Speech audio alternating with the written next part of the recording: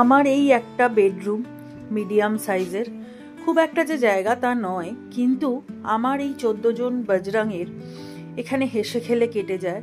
ওরা ওদের মতো মিলিয়ে মিশিয়ে শুয়ে পড়ে। আমাদের সাথে যেমন আড্ডা, গল্প, নাটক, গোপলা, সব দুর্জয় সবাই শোয় রাত্রিবেলায়।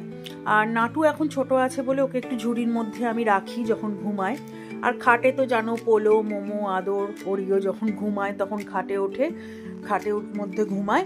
আর বাকি সময় ওরাও নিচেই থাকে, সবাই নিচে থাকে। আমার বাচ্চারা খেলাধুলা করে, কিন্তু ঘুমানোর সময় ওদের যার যার প্লেস আছে সেই সব প্লেসে ওদেরকে তুলে দিতে হয়, তাহলে ওরা শুয়ে পড়ে।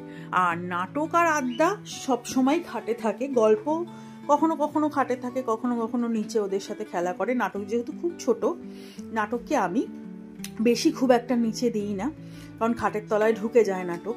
তো এইভাবেই হেসে খেলে আমার বাচ্চাদের নিয়ে আমার কেটে যাচ্ছে। দেখো, আমি ওদের ভালো রাখতে পারি, যত্ন করতে পারি, ভালো করে খাওয়াতে পারি, আদর করতে পারি, কিন্তু একটা বাড়ি কেনা তো মুখের কথা নয়, অনেকটা সামর্থ্যের প্রয়োজন হয়। তো আমি ঈশ্বরকে ডাকি, আশা রাখি ঈশ্বর ঠিক একদিন বজরংদের একটা ভালো বড় বাড়ি করে দেবে, ফ্ল্যাট বলো, বাড়ি বলো, যাই বলো করে দেবে। কিন্তু যতদিন না হচ্ছে ততদিন কিন্তু আমার এইটুকু জায়গার মধ্যেই আমরা 3 জন আমার বজরংদের নিয়ে খুব সুন্দরভাবে হেসে খেলে কাটিয়ে দিচ্ছি। আমরা অ্যাডজাস্ট করতে পারি, আমরাও যেমন করি ওরাও আমাদের সাথে অ্যাডজাস্ট করে। এই ভিডিওটা তোমাদের না শেয়ার করে সত্যিই পারলাম না। আমাদের এই বেডরুমেই আমরা সবাই একসাথে থাকি। পাশের মেয়ের স্টাডি রুমটা খুবই ছোট, ওখানে ঠাকুর ঘর, ওখানেই মেয়ের স্টাডি রুম। আর আমার ডাইনিংটাও খুবই ছোট, ওখানে বজরংরা খুব একটা থাকে না, বজরংরা এই ঘরের মধ্যেই থাকে।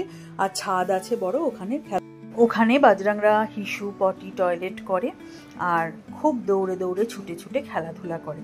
এই হচ্ছে আমাদের সবার সংসার, বজরংদের নিয়ে আমাদের সংসার।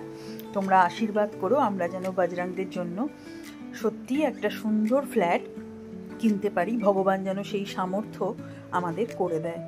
সবাই ভালোবাসা নিয়েও খুব ভালো থেকো গো।